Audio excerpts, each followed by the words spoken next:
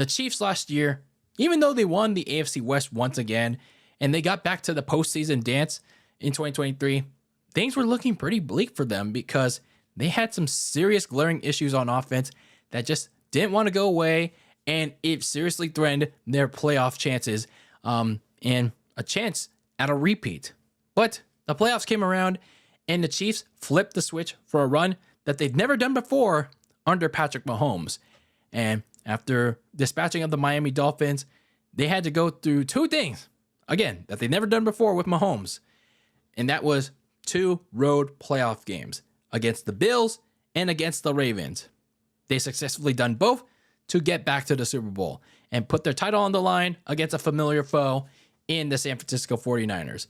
This time around, they had to go through overtime to once again put a capper on the 49ers, and they successfully did what they needed to do, and that was repeat as Super Bowl champions, something that has never been done before until now, and the first time that they've done it since a 2003-04 New England Patriots. So some people are saying dynasty, other people are saying, oh, it was something else. But nonetheless, the Chiefs are your back-to-back Super Bowl champions, and they're clearly have one thing in mind going into this 2024 season, and that's the mantra, a certain mantra that goes by this: eat, sleep, conquer, the repeat. Something that has never been done before in the history of the National Football League, and that is win 3 consecutive Super Bowls. So the Chiefs clearly have something in play here, and they clearly could do that, but there were some things in the offseason that were threatening their chances of a three-peat. Before the offseason started, well before training camp started. So there were certain controversial things that happened during their offseason that could have put that in trouble. Like receiver Rashee Rice, a key piece of that offense, he was facing charges for causing a big highway crash in a Dallas highway. And then you had offensive lineman Wayne Morris and Chukwuebuka Jason Godric being arrested for some weed. And then you got edge rusher Isaiah Buggs facing 2 misdemeanor charges for animal cruelty. And then he ended up getting released sometime later, but it didn't matter too much for the Chiefs because he was a reserve player anyway. But nonetheless, these were like some distractions from the team. And let's also not forget Harrison Butker making some controversial comments at a commencement speech. So either way, these were some like big distractions for a team trying to do something that has never been done before in the history of the NFL.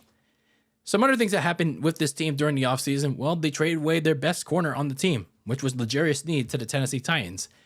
They clearly couldn't afford to pay him. They franchise tagged him, but they couldn't come to an agreement to a long-term deal. So they shipped him off to the Titans. So they tried to get him paid there.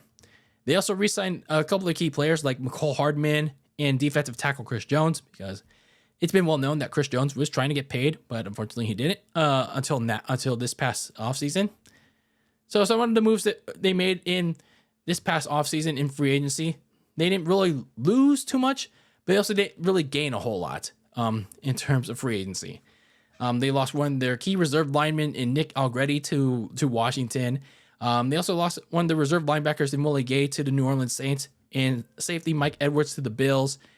But they did get a key piece of their into their offense, and that key piece was receiver Marquise Hollywood Brown. And it was a little unfortunate that Hollywood Brown didn't pan out for Arizona, even though Arizona traded for him a little while back. But he gets another chance here to try and reinvent himself with one of the best, if not, no, the best quarterback in the NFL, and that's Patrick Mahomes. So it'll be interesting how that works out.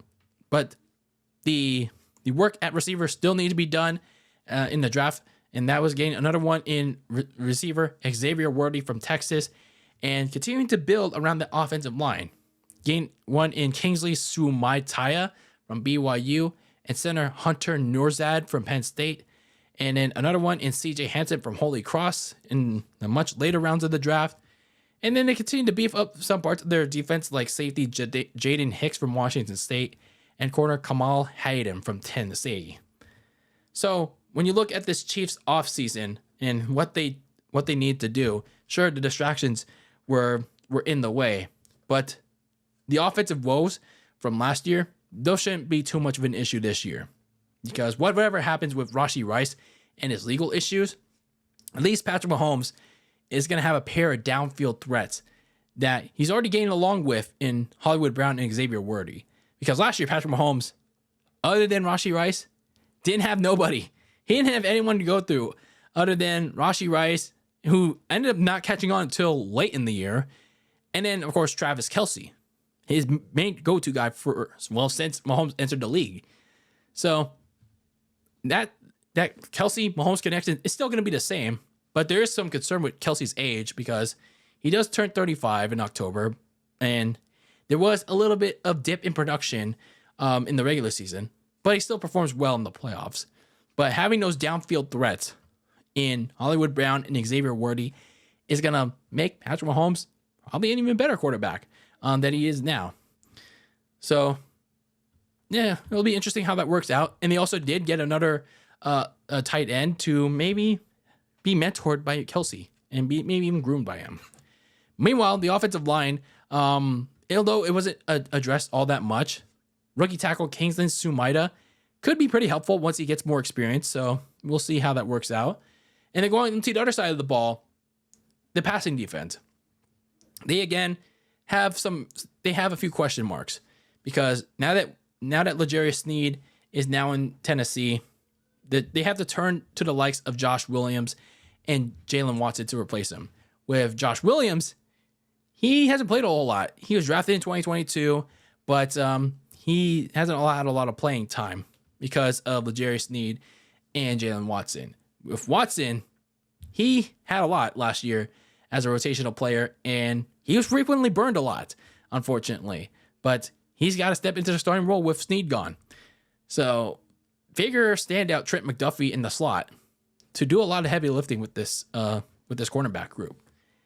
So when you look at some of the key games for the Chiefs' back-to-back title defense tour, it starts out with two of their last AFC Championship opponents, hosting the Baltimore Ravens in the opening kickoff of the season, and then week 2 against the Cincinnati Bengals, who are hoping that they'll stay healthy for their own run.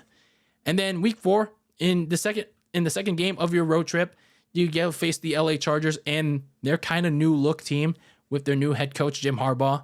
And then much later down the line in week 7, you face the 49ers in a rematch in San Francisco.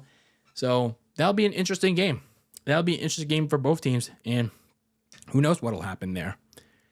So I don't really have a lot of questions for this team because we know what they're capable of.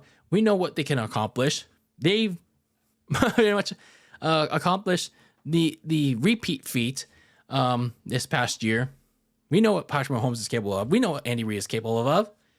I mean, there are a couple question marks with the passing defense, and then some questions with the offensive line, and maybe even a little bit at receiver. So the only thing that I can really question with this team, in all honesty, is what stops them?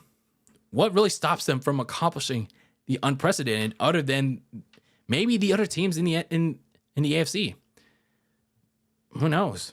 Who really knows? So for the Kansas City Chiefs, they're coming off their first Super Bowl repeat in nearly 20 years. And they actually managed to improve their team this past offseason.